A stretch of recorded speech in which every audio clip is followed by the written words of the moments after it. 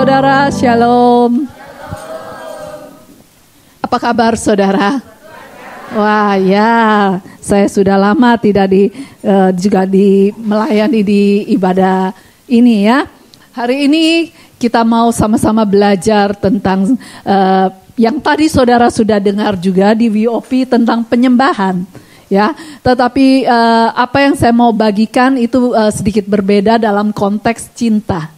Ya, kita menyembah karena cinta. Makanya hari ini saya judul dari tema dari firman yang saya mau sampaikan, worship is love. Ya, penyembahan itu adalah ungkapan cinta kita. Ya, cinta itu pasti harus ada ekspresi, saudara. Ya, nggak mungkin kalau misalnya saudara, nggak pasti semua orang tidak akan mau. Kalau seseorang mengatakan kepadamu, dia mencintaimu, tetapi tidak ada ekspresi sama sekali. Mau? Ya, itu sama juga dengan iman tanpa perbuatan. Ya, seperti kau dikatakan, aku mencintai engkau. Ya nanti saya akan inikan itu dan ini dan itu janji surga. Tetapi perbuatannya tidak mendukung sampai ke sana. Saya percaya nggak ada satupun, ya, baik itu laki-laki maupun perempuan yang mau menerima, kecuali orang itu cinta benar-benar udah apa ya, nggak bisa ini lagi, tetap aja terima. Kalau secara yang sehat, ya, akal sehat, nggak akan ada orang yang mau menerima seseorang yang mengatakan aku cinta padamu, aku sangat cinta padamu, tetapi kelakuan, nggak ada kelakuan, nggak ada perbuatan yang mendukung. Ya, begitu juga Tuhan. Ya, Tuhan mau kita mencintai Dia dengan satu ekspresi, dengan ada ekspresi bahwa benar sungguh kita mencintai Dia. Ya, worship, penyembahan bukan hanya sekedar kita nyanyi ya saudara ya. Bukan hanya nyanyi nyembah sambil melo, sambil nangis, sambil ini. Ya, bagian salah satu itu. Tapi penyembahan lebih luas lagi melalui kehidupan kita. Ya, hari ini kita akan belajar tentang apa itu menyembah sebagai ungkapan cinta kita kepada Tuhan. Saya mau bertanya kepada setiap kita di sini, siapa yang cinta Tuhan? Oh, begitu juga mungkin yang akan dengar di YouTube gitu ya. Oh, banyak semua kita bilang kita cinta Tuhan. Ya, tetapi ekspresi kita menentukan loh saudara. Ya, tindakan kita menentukan. Tuhan melihat apa benar kamu mencintai aku. Ya, kadang-kadang kita bisa dengan gombalnya katakan aku cinta padamu, ya, aku akan mendaki gunung untukmu, aku akan berenang nyelam untukmu, tetapi ketemu laut langsung kabur. Ya, itu kita mempertanyakan apakah itu cintanya benar ya. Oke, worship ya, penyembahan. Kita tahu banyak kita sering mendengar tentang worship itu akar katanya dari proskuneo ya. Proskuneo itu adalah bahasa apa? Kita baru dengar loh tadi. Bahasa Yunani ya, yang adalah akar kata dari menyembah, penyembahan. Ya, ada 3 arti dari proskuneo ya yang tadi dikatakan, ada 3 yang saya bisa bagikan adalah, satu adalah postur tubuh kita ya. Postur dalam proskuneo adalah postur tubuh yang menyerah, yang mengabdi, yang menundukkan diri. Biasanya kalau ini ini menyembah tuh dengan kita menyembah sampai ke tanah gitu ya, sujud gitu. Itu ada tindakan postur tubuh kita dalam menyembah Tuhan. Arti kedua adalah dari proskuneo adalah mencium tangan.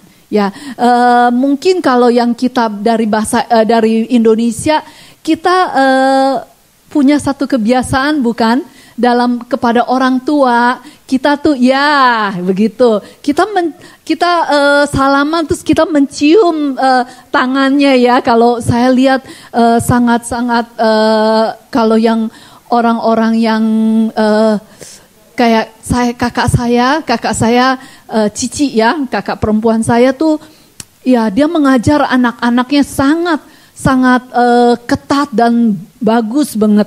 Kalau dia ketemu kita, dia pasti akan ambil tangan yang lebih besar, lebih tua gitu ya. Dia akan ambil sambil dia cium begitu. Ya itulah proskuneo, ya bagian dari proskuneo, mencium tangan. Tetapi ada arti yang lain adalah memblow kiss gitu ya. Blow kiss itu adalah meniup gitu ya. Seperti kalau kita ngomong kiss bye gitu ya. Nah, blow kiss itu adalah arti juga dari proskuneo. Kita memberi ciuman kasih kepada Tuhan, kepada yang kita sembah ya. Penyembahan adalah ekspresi dari cinta dan pemujaan akan sesuatu ya. Baik itu barang, ada yang orang-orang yang menyembah barang. Ya, mungkin teleponnya, sebegitu dipelihara, dijaga, ini kan sebagai hal-hal yang dia cintai banget, nggak boleh sompel sedikit pun, nggak boleh kena debu sekalipun. Ya, itu satu cinta, ekspresi pemujaan, ataupun kepada seseorang, ya baik anak, baik keluarga ataupun siapapun gitu ya, atau seorang. Wah, Ming Sing, tahu Ming Sing? Ya bintang film atau bintang nyanyi yang kita puja, yang kita kita bisa sampai mengenang dia sampai tidur pun kita ingat dia dan mimpi dia, ya ataupun sesuatu kekuatan, ya kekuatan yang di atas manusia, yang kita sebut mungkin Tuhan, mungkin ya apapun gitu ya, yang kita puja gitu ya. Menyembah sesuatu itu adalah mencintai, menghormati, mengagumi seseorang atau sesuatu dengan sangat. Ya, pada saat kita menyembah, memuja sesuatu itu, kita menghormati, mengagumnya begitu sangat, sampai seringkali kekurangannya kita nggak kelihatan. Ya, makanya banyak orang bilang cinta itu, tapi bisa bedain uang 10 sama uang 1000 ya saudara ya. Oke, ya cinta itu buta. Ya, yang cinta, yang jatuh cinta buta, yang sekelilingnya nggak buta, ya saudara. Ketiga adalah ungkapan, ya worship, penyembahan adalah ungkapan kasih yang paling intim, ya, yang yang diberikan seseorang kepada yang dicintainya. Semakin intim kita dengan seseorang atau sesuatu, kita akan mengekspresikan kasih kita dengan cara yang lebih ekstrim lagi. Nah, kita hari ini kita akan belajar, akan melihat orang-orang yang cinta Tuhan mati-matian, gila-gilaan, habis-habisan, sehingga dia melakukan sesuatu yang ekstrim. Kenapa mereka bisa lakukan itu? Karena ya, waktu Tuhan menciptakan kita, setiap kita, saya dan saudara, dia ada satu ruang.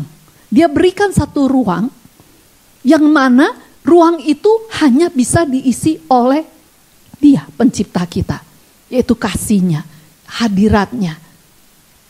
Dan tetapi karena kejatuhan manusia mencari untuk mengisi kekosongan ruang itu dengan segala macam yang gak pernah dapat memuaskan.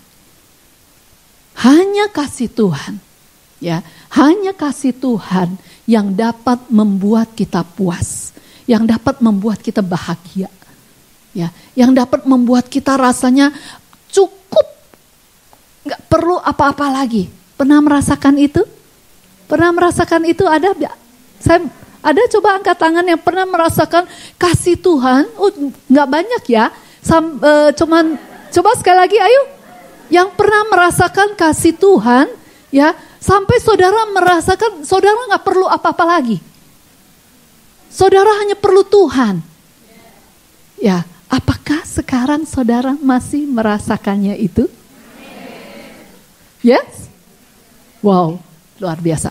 Oke, ya, itulah inti dari apa yang saya mau sampaikan. Ya, Penyembahan itu pasti ada cinta yang terkandung di dalamnya, pasti. Tapi waktu kita mencintai belum tentu harus ada penyembahan. Ya, kadang-kadang kadang-kadang bisa kebablasan. Ya, kita bisa mencintai pekerjaan kita, keluarga kita, harta benda kita, ataupun apapun, sampai kita menyembahnya, sampai kita menjadikan dia pujaan kita, sampai kita menjadikan segalanya dalam hidup kita. Tetapi nggak semuanya begitu, ya. Kita bisa mencintai keluarga kita bisa mencintai binatang peliharaan kita bisa mencintai orang-orang yang Tuhan taruh dalam kehidupan kita, dan kita tidak menyembahnya. Tetapi penyembahan selalu ada unsur cinta.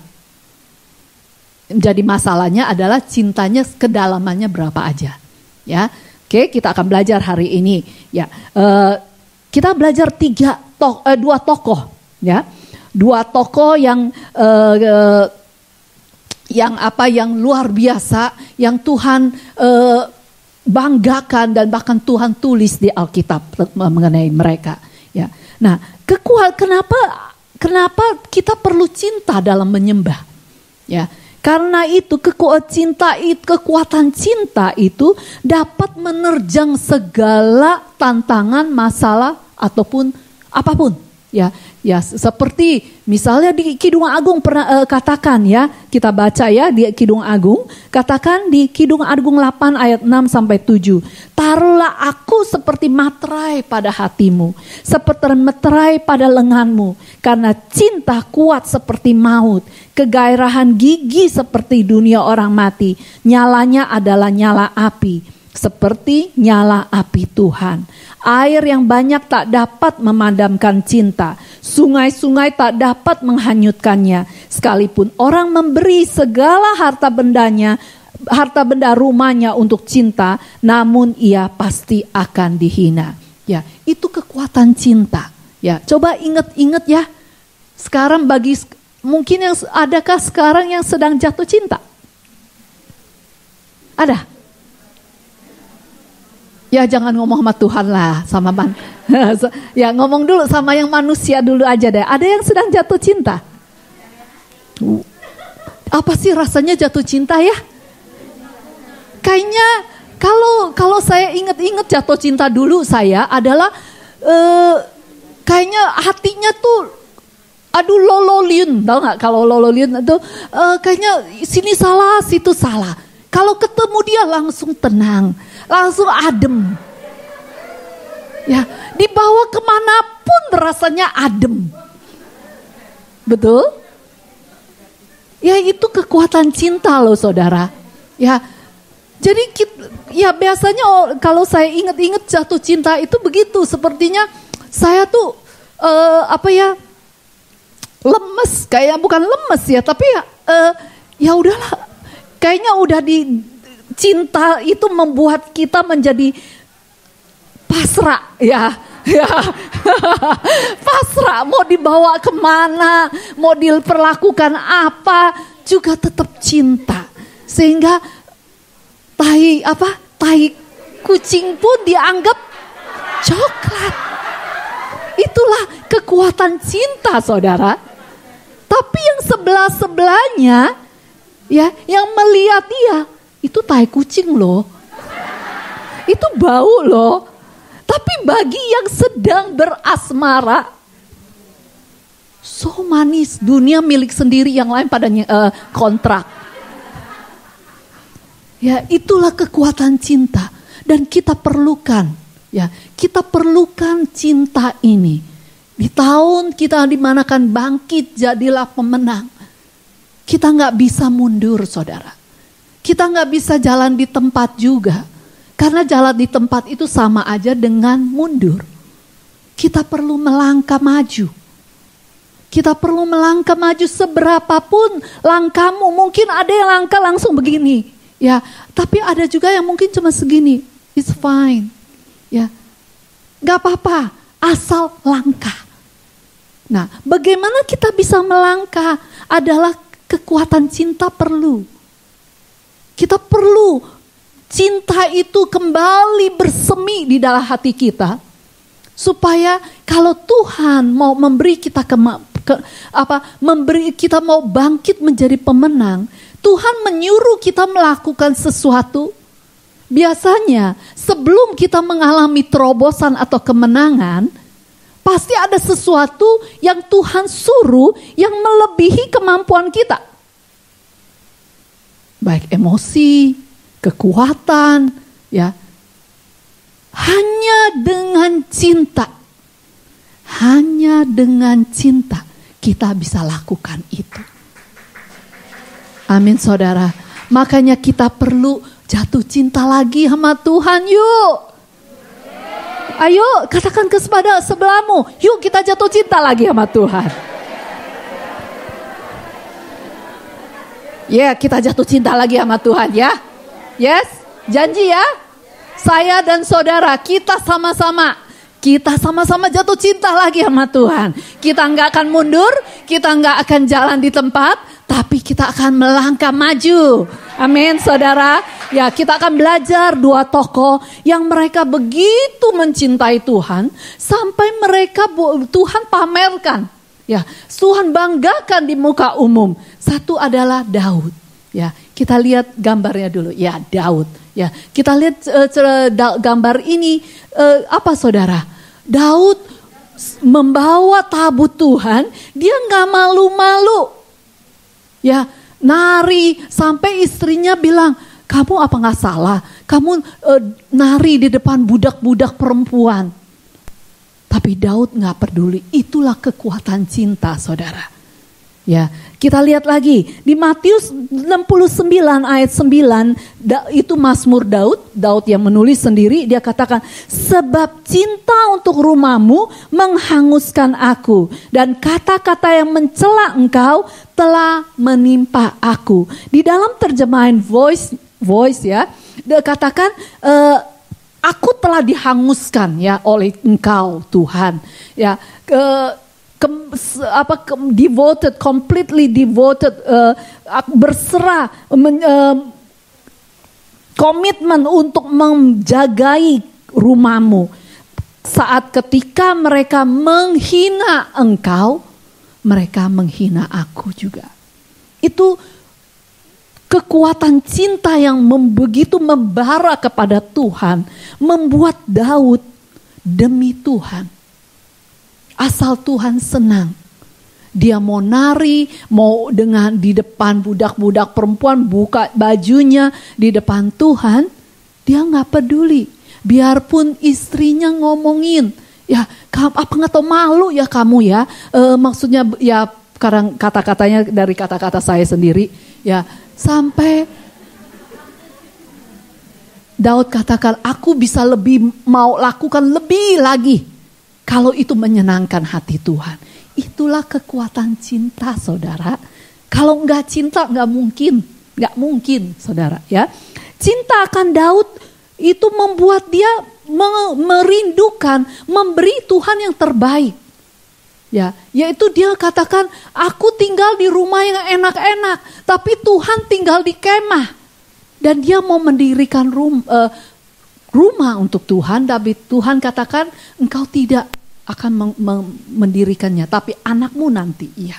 Nah, biarpun Tuhan ngomong begitu, karena cinta akan Tuhan membuat dia di 1 Tawarik 22 ayat 14 di dalam terjemahan firman Allah yang hidup dikatakan, dengan kerja keras aku telah berhasil mengumpulkan sebanyak 100.000 talenta. 100.000 talenta mungkin saudara nggak tahu apa, saya juga nggak tahu berapa. Tapi di sini terjemahan ini bagus sekali. Coba saudara baca berapa itu? Berapa kilo? 3,4 juta kilogram, saudara. Bukan gram, kilo. Kilo itu berapa, saudara? 1.000 gram. Jadi coba hitung. 3.400.000 kilogram, kalau tambahin nolnya lagi 3,4 gram.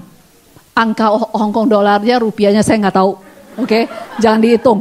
Oke, nolnya bisa berderet sampai nggak bisa kalkulator akan langsung jebol. Ya, dan 1.000.000 talenta. Wow, 1.000.000 talenta berapa?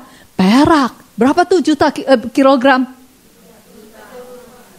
34 juta kilogram. Tidak salah dengar, saudara ya. 34 juta kilogram. 1 kilo aja saya udah seneng banget kali ya. Siapa yang mau 1 kilo? Yuk saya bagi. Ya, dan banyak besi serta tembaga sehingga tidak tertimbang lagi beratnya. Aku juga telah mengumpulkan kayu dan batu untuk dinding-dindingnya, tetapi engkau harus menambah lagi untuk pembangunan rumah Tuhan ini. Sehingga kita lihat begitu cintanya Daud akan Tuhan. Dia nggak tanggung-tanggung, saudara. Dia ngumpulin, dia kerja di sini katakan dengan kerja keras. Saya nggak tahu bagaimana dia mendapatkannya, tetapi dia di sini katakan dengan kerja keras aku telah berhasil.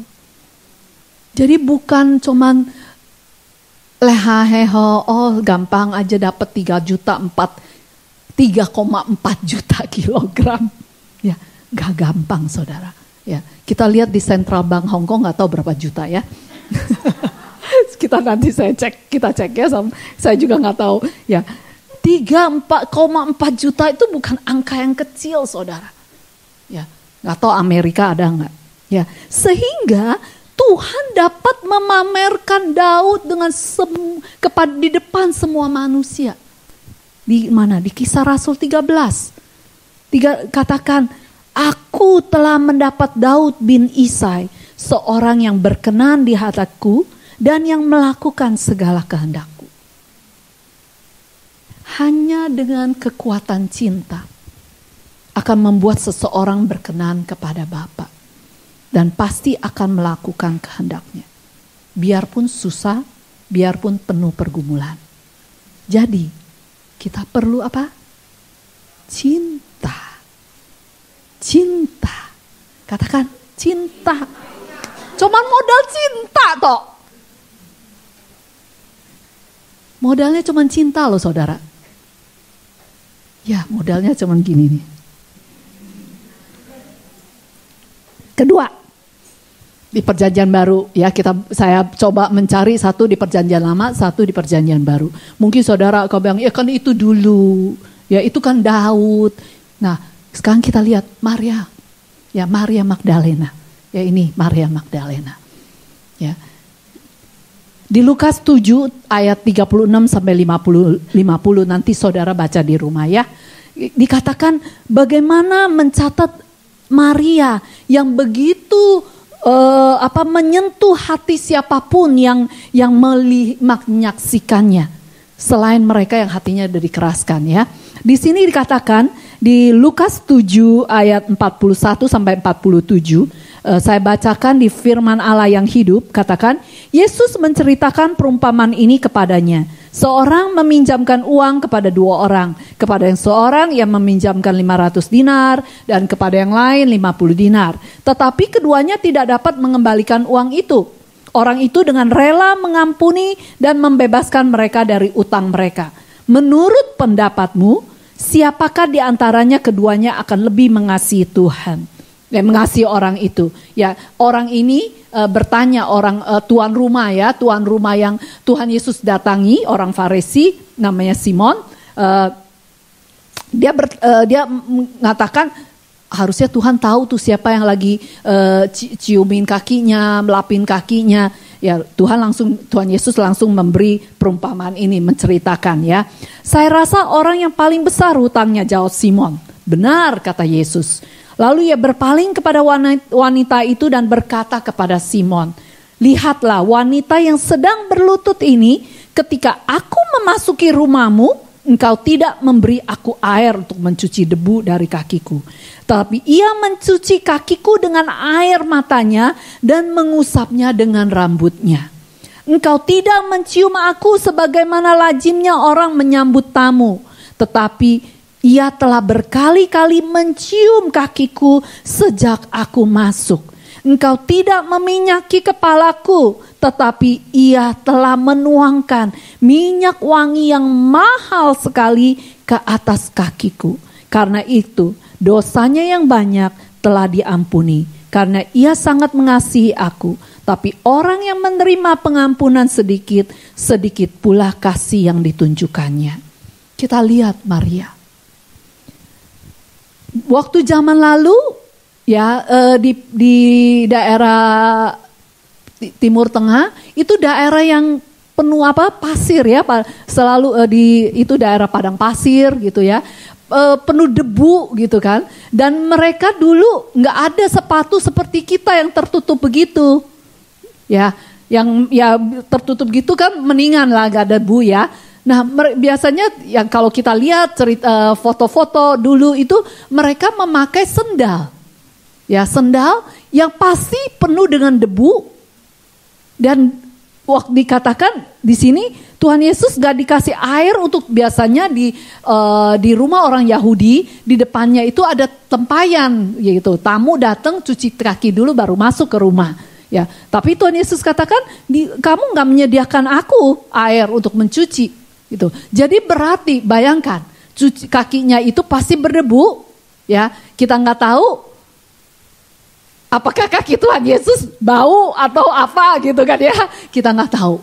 Tapi kekuatan cinta itu bisa membuat seseorang melakukan hal-hal yang ekstrim yang tidak akan dilakukan orang pada biasanya. Ada yang mau mencium kaki orang? Mencuci kaki aja kita rasanya sangat merendahkan ya saudara ya. Betul.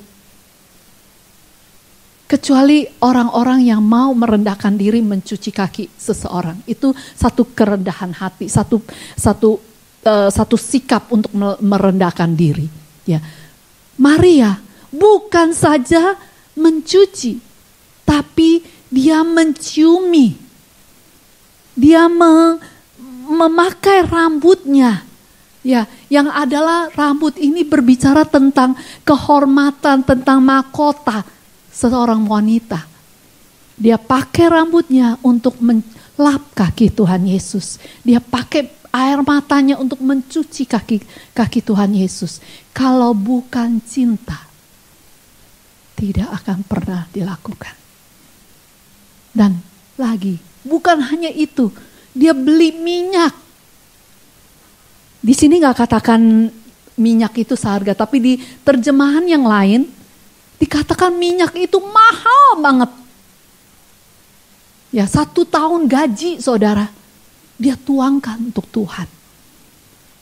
Cintalah yang membuat Maria bisa melakukannya. Cintalah yang membuat seseorang dibagi orang-orang yang bukan sedang jatuh cinta, sepertinya gak waras. Seperti lakukan hal-hal yang di luar ekstrim. Tetapi Tuhan suka loh saudara. Tuhan suka. Bukan berarti Tuhan kita tuh gila hormat. Bukan berarti Tuhan kita tuh suka meremehkan. Suka lihat orang menginjak-injak orang. No. Sikap Maria menunjukkan kasihnya. Dia tahu dia gak layak. Karena di Alkitab di yang bagian lain katakan Maria ini adalah perempuan yang sudah dibebaskan dari 7 roh jahat. Semakin seseorang merasa dia gak layak, semakin dia diterima Tuhan. Dia akan mencintainya dengan mati-matian. Betul saudara? Semakin seorang merasa saya hebat, saya layak dicintai, dia gak akan menghargai cinta itu. Dia tidak akan menghargai pengorbanan Tuhan di dalam hidupnya. Karena kelakuan Maria, Tuhan kembali membanggakan. Bukan hanya Daud, laki-laki. Tuhan juga membanggakan perempuan yang mencintainya dengan segenap hatinya, dengan segenap jiwanya, dengan segenap kekuatannya, dengan segenap segala segala yang ada padanya. Dan Tuhan tulis di Markus 14 ayat 9. Katakan, aku berkata kepadamu, sesungguhnya di mana saja Injil diberitakan di seluruh dunia, apa yang dilakukannya, ini akan disebut juga untuk mengingat Dia. Hari ini saudara dan saya melihat, cinta tuh bisa bawa kita kemana-mana. Seperti saudara dan saya, mungkin saudara di sini, cintalah yang membawa saudara datang. Karena cinta akan keluarga. Saudara nggak lagi mikirin, mungkin saudara takut.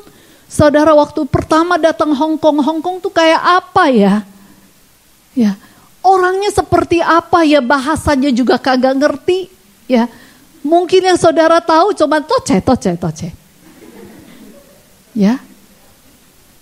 Tapi karena cintalah saudara datang ke sini. Karena cintalah saudara bisa melewati masa-masa yang sulit.